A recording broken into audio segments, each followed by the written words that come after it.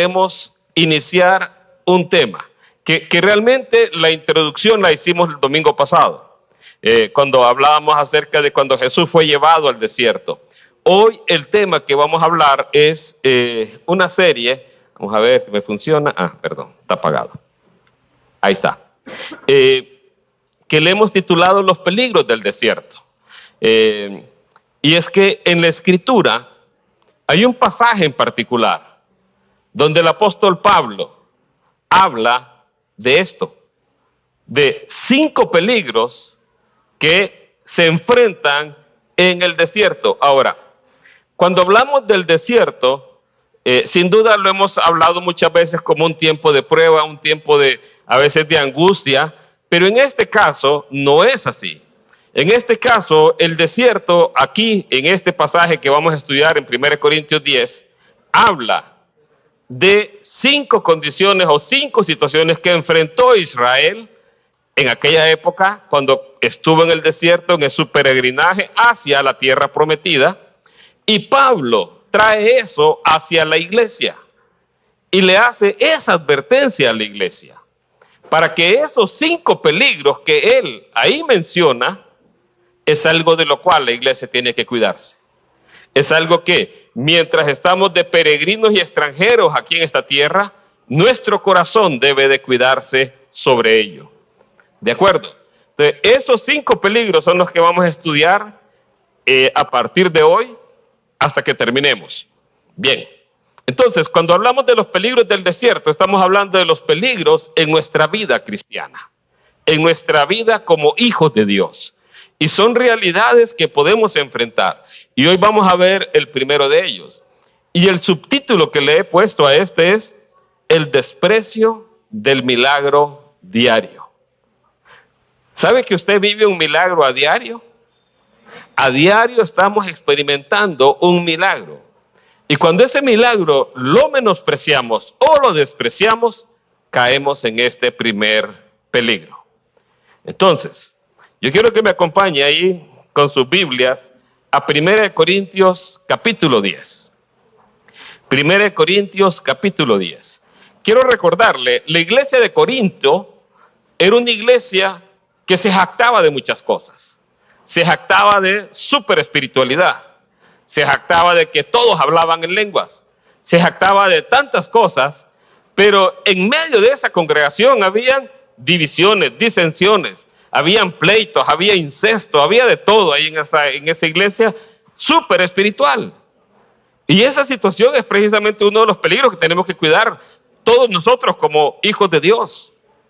Que en una congregación no haya murmuración, no haya disensión, no haya incesto, no haya pecados así de esa manera.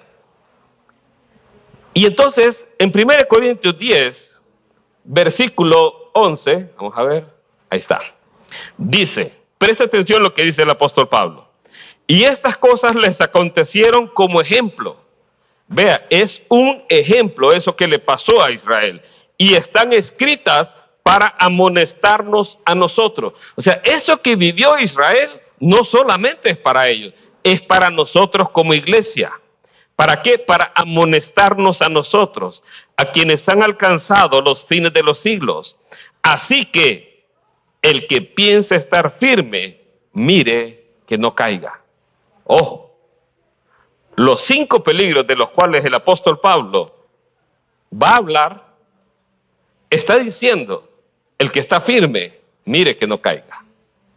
Entonces, es algo que puede afectarnos a todos nosotros. Es algo que puede venir y afectar su corazón, afectar su vida. Ahí tengo una imagen de un joven a la orilla de un barranco.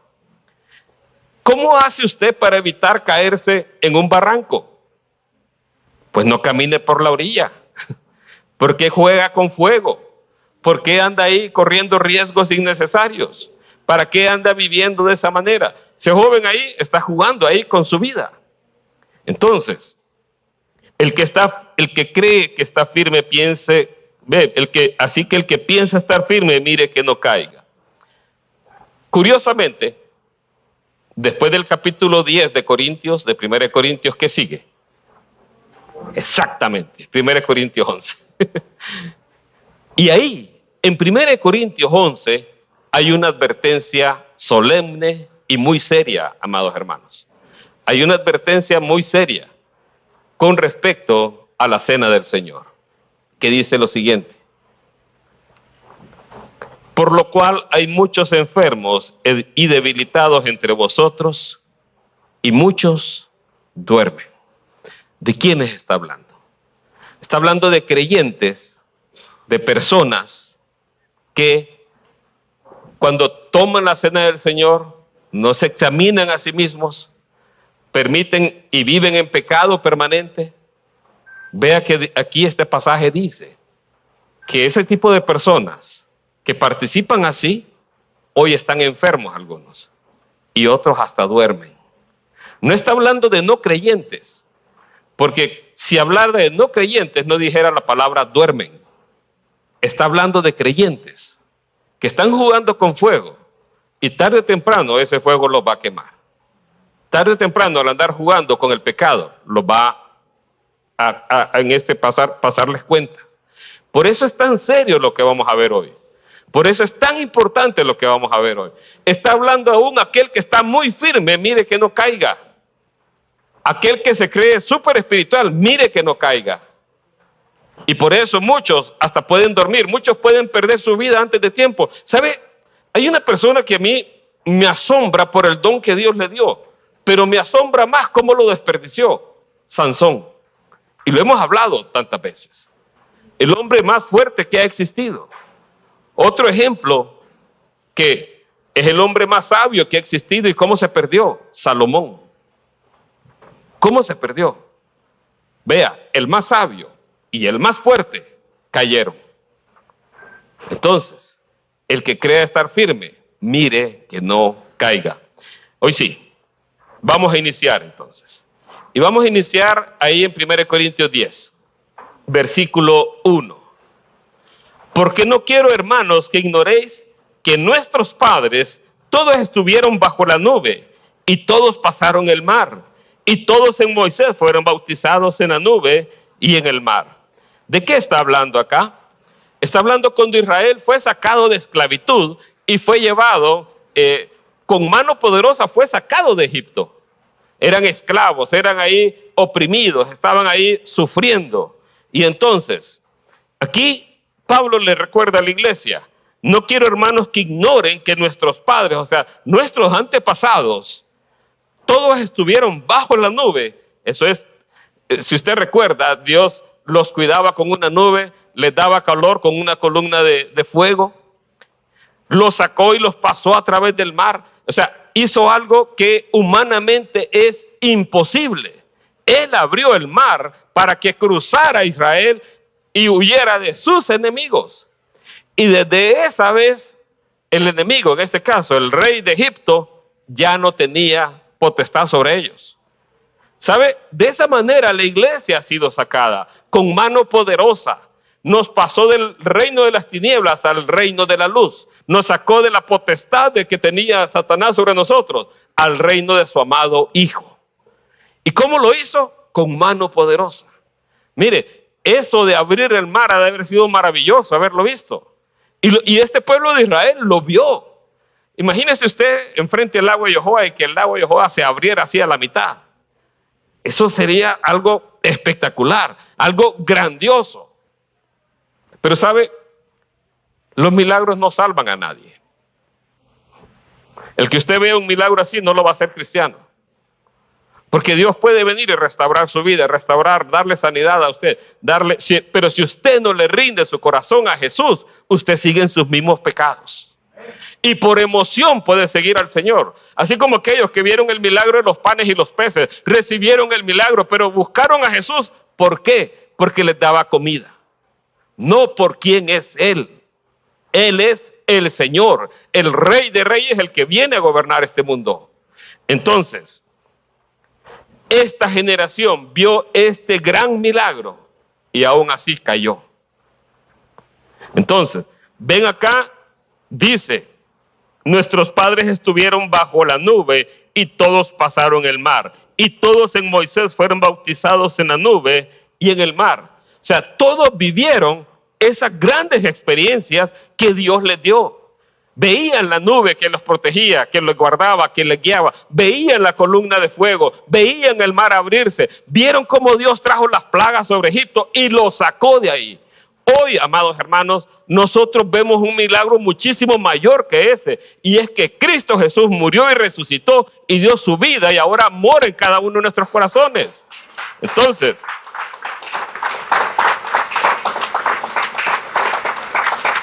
mire cómo ha sido Dios y el trato de Dios a lo largo del tiempo. En el Antiguo Testamento, Dios estaba y había un lugar en el templo, el lugar santísimo. Y de esa manera Dios estaba con ellos, estaba ahí en el medio, en el centro, en el templo. Cuando vino Jesús, es Dios con nosotros. Jesús estuvo y habitó entre nosotros. Pero en ambas ocasiones, en el Antiguo Testamento, fallamos como seres humanos. Aún cuando estuvo Jesús acá, sus discípulos fallaron, lo negaron, lo traicionaron. Pero Dios ahora hizo una obra muchísimo mejor. Y Jesús les dijo, os conviene que yo me vaya. Porque si yo me voy, enviaré al Espíritu Santo. Entonces ya no es Dios ahí en medio del pueblo, ya no es Dios caminando entre nosotros, es Dios morando en nuestros corazones. Y es la manera en que hoy, cuando Dios mora en nuestros corazones, que podemos cumplir sus preceptos, que podemos vivir vidas que a Él le agradan. Bien, entonces, todos fueron bautizados en la nube y en el mar. Y eso habla de la nueva vida en Cristo. Así como al cruzar el mar, sus enemigos todos quedaron atrás. Quedaron ahí, muchos en el mar ahí ahogados. Y Israel nunca más volvió a ver a sus enemigos. Y aquí es donde viene la situación. Dios hizo ese portento, Dios hizo eso con mano poderosa, así hizo con nosotros. Y este es el riesgo, amado hermano.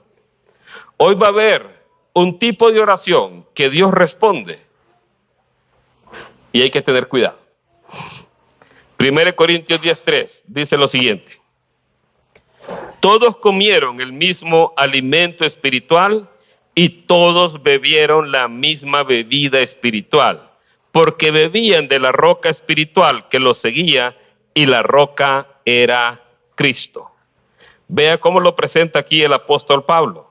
Aquí está hablando de todos comieron el mismo alimento espiritual. ¿Cuál alimento espiritual es este? Aquí está hablando de el maná. El maná que caía del cielo. El maná con el cual Dios alimentaba al pueblo. Imagínense que empezara a caer alimento aquí en Honduras así todos los días. ¿Acaso no sería algo maravilloso? ¿No sería un milagro realmente increíble que nosotros pudiéramos ver que cae pan del cielo? O sea, y ojo, es pan del cielo, no es pan ahí que de la Bambino, ni de Bimbo, ni de Monarca, nada de eso. Es pan del cielo. Es un pan espiritual. Todos los días Dios proveía para ellos. Ese era un milagro diario que ellos podían palpar. ¿Acaso no sería de asombrarnos ver cada día y explicarle a nuestros hijos, miren lo que Dios nos manda, miren lo que Dios nos regala, miren cómo Dios nos sostiene? Dios lo sostuvo en un lugar imposible que era el desierto. Y ahí lo sostuvo por 40 años. Y ninguna de sus ropas envejeció, nunca se gastó. Y ese maná del cielo es figura de Cristo. Jesús dijo que Él es el pan que descendió del cielo para calmar el hambre humana que hay en nuestros corazones. Él es el único que puede saciar el hambre en nuestro ser. El hombre trata de llenar ese vacío que tiene hoy en su corazón de muchas cosas, con vicios, con alcohol, con drogas, con mujeres, con hombres, con el Olimpia, de tantas cosas malas que hay en el mundo. Entonces, el hombre trata de llenarse así, pero nada de eso lo va a hacer llenar. Solamente el verdadero pan del cielo. Y ese es Cristo Jesús. También su palabra. Jesús lo dijo. No solo de pan vivirá el hombre, sino de toda palabra que sale de la boca de Dios. Esta palabra nos sostiene, esta palabra nos da fe, esta palabra nos alimenta. Estamos hablando de cruzar el desierto, y ese desierto es nuestro peregrinaje en este mundo mientras vamos a la patria celestial. Y usted puede llegar a la patria celestial de varias maneras, bueno, de dos maneras. Una, que hoy le pase algo y se lo llevó Dios, y la otra cuando Cristo venga. Entonces, ¿cuántos quieren irse ya a la patria celestial? Amén. Bueno, ¿qué? ¿Le puede pasar algo hoy para que se vaya? No, son bromas. Entonces, todos comieron el mismo pan, el mismo alimento espiritual. Y todos bebieron la misma bebida espiritual, porque bebían de la roca espiritual que los seguía, y la roca era Cristo. Cristo estaba con ellos ahí en el desierto. Y ahí vamos a estudiar en otro momento, y creo que ya lo hicimos una vez, el ángel de Jehová. Cristo estuvo con ellos ahí en el desierto. Y Él los guió, Él los cuidó, Él los protegió, Él los alimentó, Él les dio agua. Esa agua surgió de la roca. Y esa roca dio agua. Y esa agua espiritual, precisamente, Jesús la refleja cuando Él dice en Juan 7, si alguno tiene sed, venga a mí y beba. Y luego dice que Él se refería en esa palabra al Espíritu Santo que iban a recibir todos los que creyeran en Él. Todos los que creyeran en Él iban a recibir su Espíritu Santo, y iba a ser como ríos de agua viva. Así como esa piedra dio agua, así nuestro corazón es capaz de ser un río de agua viva por el poder de Dios obrando en nuestros corazones.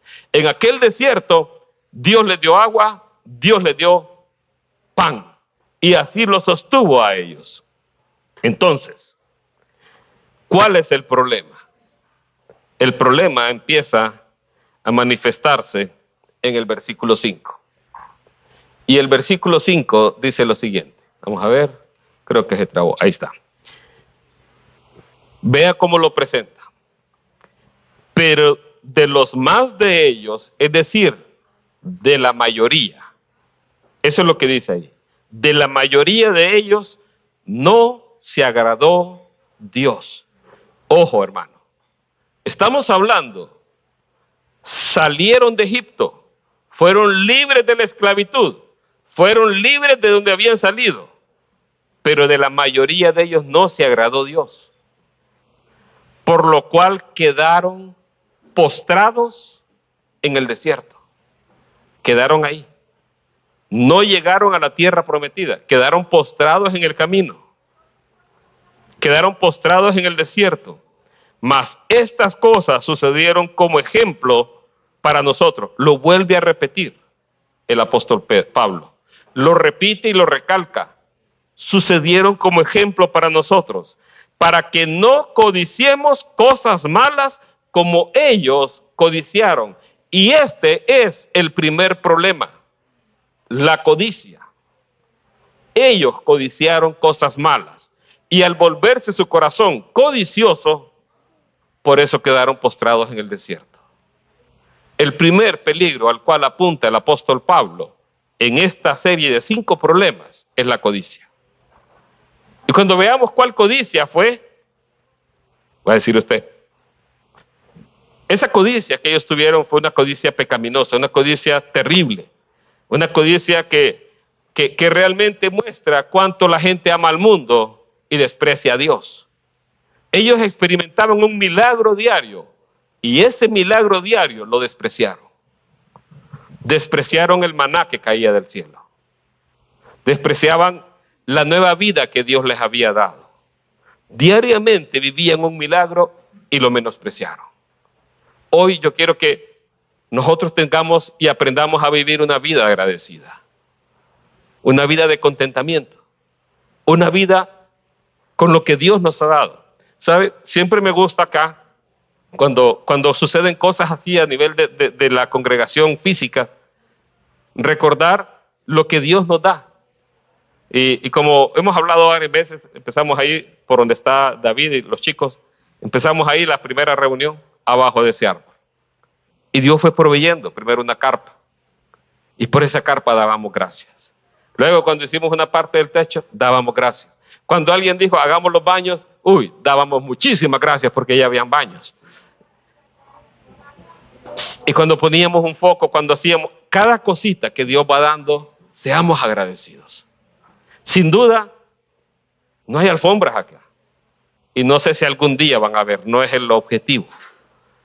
Sin duda, hemos tenido problemas, no tenemos parqueo a veces, pero Dios va proveyendo parqueo. Cada cosa que Dios nos da, hay que ser agradecidos. Hay gente que es capaz de ver el vaso medio vacío, pero otros lo vemos medio lleno más bien. O lleno completamente. Esa es la manera de poder ver. Ve a su familia, dele gracias a Dios por su familia. Esposas, miren a su esposo. Denle gracias a Dios por su esposo. Esposas, esposos, denle gracias a Dios por su esposa. Hijos, denle... Amén, gloria a Dios. Hijos, denle gracias a Dios por sus padres. Y aún, si no tuviéramos a nuestros padres, o a nuestra madre, o a nuestro esposo, denle gracias a Dios, porque usted está de pie hoy, y Dios lo tiene de pie a usted el día de hoy. Hay tantas cosas por las cuales darle gracias a Dios todos los días de nuestra vida. Pero cuando empezamos a dar las cosas por sentado, nuestro corazón deja de estar agradecido. Entonces, de la mayoría de ellos, Dios no se agradó, porque codiciaron cosas malas. Lleve de tarea la lectura del Salmo 106 y la lectura del Salmo 78, porque habla de esta historia. Y ahí en el Salmo 106 dice lo siguiente: cuando Dios los libera de Egipto, cantaron sus alabanzas, dice, pero bien pronto olvidaron sus obras y se entregaron a un deseo desordenado en el desierto y tentaron a Dios. Preste atención en esto. Ellos tentaron a Dios con lo que vamos a ver que ocurrió. Usted puede estar tentando a Dios. Mire, lastimosamente hoy en muchas iglesias llamadas cristianas tientan a Dios y le enseñan al pueblo a tentar a Dios. ¿Ha escuchado que dicen yo decreto, yo pacto, yo ordeno, yo digo lo otro, yo hago esto otro? Eso es tentar a Dios. De esa manera están tentando a Dios. ¿Por qué dice eso, pastor? Bueno, vamos a la historia. Ahora sí, vamos a Números 11, donde tiene lugar este problema. Y vea cómo inicia el problema. Y la gente extranjera que se mezcló con ellos, o sea, Dios salió de Egipto, pero cuando salió de Egipto hubo algunos extranjeros que no fueron desalojados, sino que se unieron a Israel. Y esa gente extranjera se mezcló con ellos. Tuvo un vivo deseo, o sea, tuvo un deseo apasionado. Y los hijos de Israel también volvieron a llorar y dijeron, ¿quién nos diera a comer carne? Nos acordamos del pescado que comíamos en Egipto, de balde, de los pepinos, los melones, las puerras, las cebollas y los ajos. Y ahora nuestra alma se seca, pues nada sino este maná que ven nuestros ojos. Aquí se quejan del milagro diario que veían. Y su corazón empezó a codiciar cosas necias. Vea cómo inició todo. Empezó con gente extranjera que se había mezclado con ellos.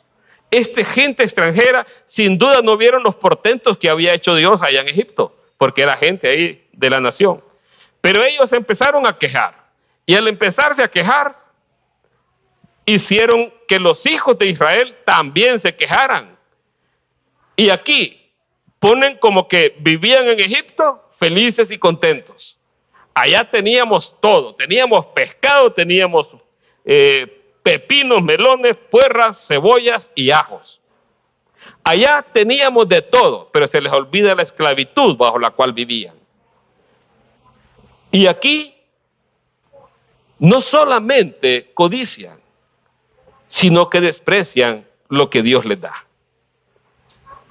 No tenemos nada más que este maná, que es un milagro que cae del cielo y todos los días lo recogemos. Eso es lo que tenemos.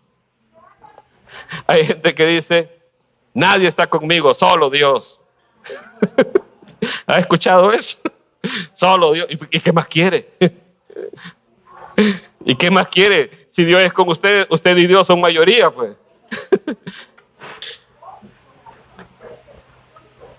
Aquí, y hay más cosas, pero lloraron otra vez, dice. Volvieron a llorar.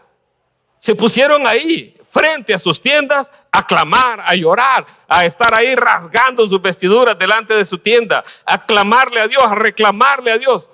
Y mire lo que dice el verso 10. El verso 10 dice, y oyó Moisés al pueblo que lloraba por sus familias, cada uno a la puerta de su tienda, y la ira de Jehová se encendió en gran manera, también le pareció mal a Moisés. Esta gente se pone a llorar, esta gente se pone a clamar, esta gente se pone ahí a no valorar lo que Dios hace, lo que Dios les ha dado. Estar insatisfechos constantemente. La vida que Dios les había dado, la vida de libertad. Miren, yo estaba mejor allá cuando era mundano. Miren, me iban mejor las cosas cuando yo allá pasaba más feliz, mi hermano. Y empiezan a añorar su vida pasada. Empiezan a añorar su vida de esclavitud. Y empiezan a menospreciar lo que Dios ha hecho. Y entonces, ¿ellos qué es lo que querían? Carne. Querían carne.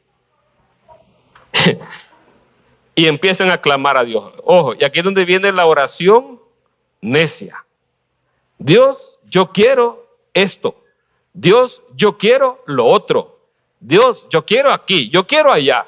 Como que fuera un Santa Claus gigante que regala deseos, o como un genio que le regala deseos a la gente. Y no apreciamos el regalo maravilloso que Dios nos ha dado al darnos vida eterna en Cristo Jesús. Hoy usted y yo tenemos y podemos entrar confiadamente ante el trono de la gracia. Usted y yo podemos estar ahí en su presencia todos los días, porque Él dijo, estaré con vosotros todos los días hasta el fin del mundo. Y entonces, Dios escucha esta oración. Dios escucha esta oración. Y no solo la escucha, le va a complacer su deseo. ¿De qué manera se lo va a complacer? Verso 19. No comeréis un día, ni 2 días, ni 5 días, ni 10 días, ni 20 días, sino hasta un mes entero, hasta que os salga por las narices y la aborrezcáis por cuanto menospreciasteis a Jehová que está en medio de vosotros. Y llorasteis delante de él diciendo, ¿para qué salimos acá de Egipto? Menospreciar lo que Dios le da es menospreciar a Dios mismo. Y aquí Dios les dice, ¿quieren carne? Carne les daré. No por un día, por 2, ni por 5, ni por 10, ni por 20. Se la voy a dar por todo un mes. Hasta que se les salga por la nariz. Y ya no quieran más carne. Ojo, hermanos. Por eso cuando yo veo ese tipo de congregaciones donde dice, venga hermano, pacte, o yo decreto, está manifestando deseos, pasiones ahí, queriendo que Dios haga algo. Este pueblo, cuando hizo esto, la Escritura nos enseña que tentó a Dios. Esta forma de actuar tienta a Dios. Satanás tentó al Señor. Y aquí este pueblo, con esa actitud de su corazón, tentó a Dios. Y por eso es tan peligroso para el pueblo de Dios. La forma muchas veces en que oramos, no es que yo estoy clamando a Dios porque me dé ese carro, es que carro tiene que ser, y tiene que ser esto otro, o que me dé esa casa. Ojo, usted puede presentar a Dios sus peticiones con acción de gracias, pero nunca se le olvide orar como Cristo oró. No se haga mi voluntad, sino la tuya. Pero que sea un verdadero deseo de que la voluntad de Dios se haga. ¿Por qué? Porque si Dios le concede lo que usted le ha pedido y usted le ha presentado, sin duda le va a dar gloria a Dios. Pero si no se lo concede, también usted le va a dar gloria a Dios, porque Dios lo está cuidando de tantas cosas. Y si usted ora realmente de que quiere que se haga su voluntad en su vida. Pero este pueblo no quería la voluntad de Dios. Este pueblo lo que quería era su propia voluntad. Y el actuar y el orar de esa manera es tentar a Dios. Entonces, aquí cuando Dios responde de esta manera, ¿está feliz Dios? No. Y eso es lo interesante del caso. Dios no está feliz, pero les va a conceder el deseo. Y les advierte de que les va a dar esto como una forma de castigo más bien. Y mire lo que pasa. Moisés le pregunta a Dios, Dios, ¿cómo vas a alimentar si son 600,000 personas? No sé aquí en Tegucigalpa cuántas vivimos, creo que cerca de 1,100,000. Imagínense, la mitad de toda la población de Tegucigalpa era la que Moisés andaba ahí por el desierto. Y entonces Moisés le dice, Dios, ¿y cómo vas a hacer tú para alimentar con carne a estos 600,000 que tenemos acá? Estamos en el desierto, ¿de dónde vas a sacar tanto ganado, tantos bueyes? Pues lo que hace Dios es, le dice a Moisés, ¿acaso se ha cortado la mano de Dios? ¿Acaso la mano de Dios es corta? No, no se ha cortado. Levantó un viento y mandó codornices. Y cayeron ahí. Y estaba solo para recogerlas. Eran montones tan grandes que medían como 2 codos de altura, o sea, algo así me imagino, lleno del piso de codornices. Y las recogían de un lado y del otro, y felices, a pesar de la advertencia que Dios les dijo. Les voy a dar alimento hasta que se les salga por la nariz. Y a pesar de esa advertencia, fueron y vinieron y las recogieron. Verso 33. Aún estaba la carne entre los dientes de ellos, antes que fuese masticada, cuando la ira de Jehová se encendió en el pueblo, e hirió Jehová al pueblo con una plaga muy grande, y llamó el nombre de aquel lugar Kibrot Hatava, por cuanto ahí sepultaron al pueblo codicioso. Ahí sepultaron al pueblo codicioso. Kibrot significa tumba. Hatava es un deseo perverso, un deseo codicioso, un deseo maligno. Mire, esa tumba ahí le pusieron flores. Yo creo que era de ponerle una codorniz ahí. ¿De qué murieron? Es de una plaga que Dios mandó. Dios se los había advertido. Aún así fueron codiciosos. Y agarraron uno, agarraron otro, agarraron, el que menos agarró, no me acuerdo cuántas codornices agarró. Y apenas lo tenían en los dientes y ahí murieron. Ojo, Dios respondió a esta oración. Pero Dios la respondió con un juicio. ¿Cuántas veces ese tipo de oraciones vienen acompañadas de juicio? Porque lo que realmente hay en nuestro corazón es una mala intención. Dios no solo conoce nuestros pensamientos, sino aún las intenciones de nuestro corazón. Mire, tenemos que aprender a apreciar lo que tenemos. Usted está aquí y dirá, ay Señor, ¿por qué nací en Honduras? ¿Por qué no nací allá en Europa, Señor? Otro dirá, no, ¿y por qué vivo aquí en esta colonia que vivo? Sea agradecido con Dios por todo lo que le da. ¿Sabe? El Salmo 23 es un salmo precioso. Y yo me imagino al rey David como aquel pastor que cuidaba las ovejas, que cuando iban a ungir quién iba a ser el rey de Israel, ni aún su papá creía que él podía ser. Porque pasó al más grandote, al más fuerte. Y hasta, bueno, ¿y quién más queda? Pues tengo uno, allá está cuidando las ovejas. Pues no nos vamos de aquí hasta que lo traiga. Y era él. Pues el Salmo 23 David decía, Jehová es mi pastor, nada me faltará. Nada me faltará. Si el Señor es su pastor, amado hermano, nada le debe faltar. Y no digo que no tengamos a veces carencia de cosas materiales, pero tenemos algo mucho más importante que las cosas materiales. Es su presencia en nuestras vidas. Y eso es más que suficiente. La forma en que demostramos eso es que cuando Jesús estuvo 40 días y 40 noches sin probar alimento, a pesar de esa gran escasez que él estaba sometido, aún así él dice, no solo de pan vivirá el hombre, sino de toda palabra que sale de la boca de Dios. Es decir, a pesar de que tenga 40 días y 40 noches de hambre, es más importante aún la palabra de Dios que el alimento físico. Entonces, ¿cómo nos alimentamos nosotros hoy de la palabra de Dios? Este ejemplo que está acá sucedió para que nosotros no cayéramos en él. Y cuando usted lea el Salmo 78, usted se va a dar cuenta ahí de lo que Dios le dice. Voy a leerle una palabra que está ahí.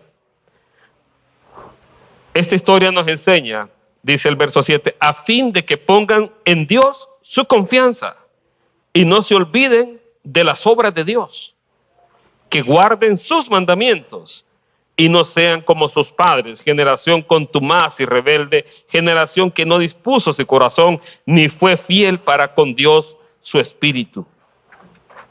¿Cuántos de estos que salieron de Egipto lograron entrar en la tierra prometida? Solo 2, Josué y Caleb. Todos los demás quedaron allá tirados en el camino. Por eso cuando yo leo 1 Corintios 10 y luego 1 Corintios 11, donde habla de tomar la cena del Señor indignamente, sin discernir el cuerpo del Señor, y que Pablo dice, por eso hay muchos enfermos en la iglesia, y otros hasta duermen. Muchas veces por actuar de esta manera, vienen juicios sobre nuestras vidas. 1 Timoteo 6, con esto termino. 1 Timoteo 6, verso 8. Mire cómo lo dice. Así que teniendo sustento y abrigo, estemos contentos con esto. Mire, si usted tiene sustento y abrigo, glorifique a Dios con su vida. Dele gracias a Dios por lo que Él le ha provisto, por lo que Él le ha dado. ¿Tiene usted hoy sustento? ¿Tiene usted hoy abrigo? Mire, el Hijo del Hombre no tenía dónde recostar su cabeza. ¿Cuántos tienen hoy alimento? Amén.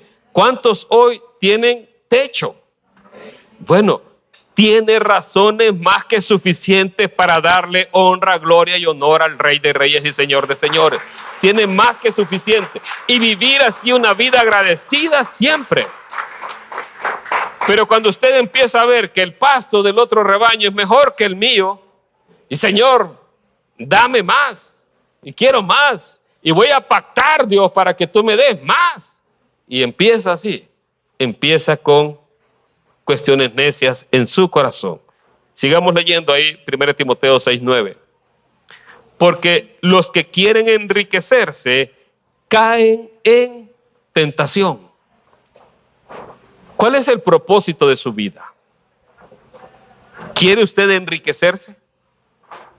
¿Quiere usted ser multimillonario? Ah, pastor, es que yo quiero ser millonario para ayudar a la gente. Ojalá. Ojalá. Pero no estoy seguro de eso.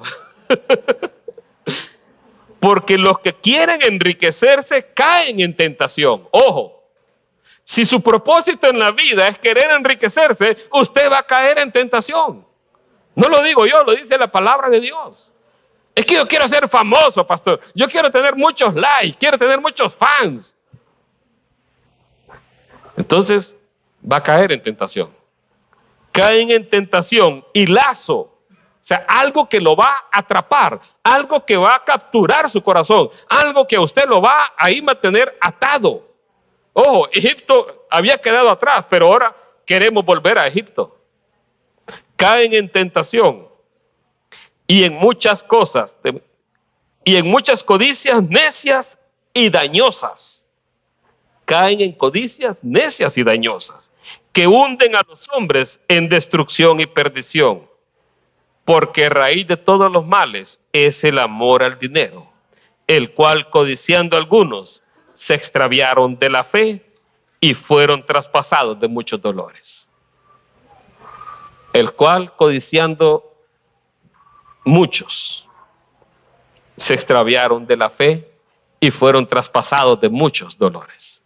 ¿Cuántas familias llegan a sufrir dolores por amor al dinero, por la codicia? ¿Cuántos hijos crecen con padres ausentes? Porque el padre tuvo que trabajar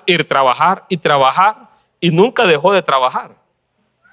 Y hasta ahora trabaja. Ah, que es bíblico, pastor. Ahí, mi padre trabaja y hasta ahora yo trabajo, también dijo Jesús. No. Usted no puede ser codicioso. Jóvenes, ¿qué es el plan en sus vidas? El apóstol Pablo le decía a Timoteo, teniendo sustento y abrigo, estemos contentos con esto.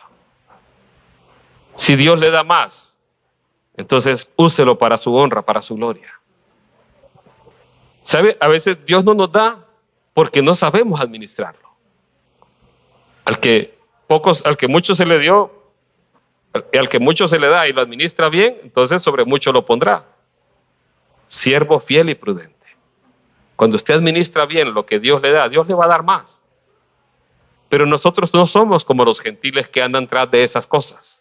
Mas buscad primeramente el reino de Dios y su justicia, y todo lo demás va a venir por añadidura. Pero hay gente que deja a Dios por buscar las añadiduras y menospreciamos el regalo diario que Dios nos da. Dios le ha dado un regalo que, no olvidemos, le sacó de esclavitud del pecado, de la muerte, y ahora usted tiene vida eterna en Cristo Jesús. Y no hay nada más maravilloso, porque la vida del hombre no consiste en los bienes que pueda tener, sino en amor, gozo y paz en el Espíritu Santo. Así que ahí donde está mi amado hermano, yo quiero que cierre sus ojos.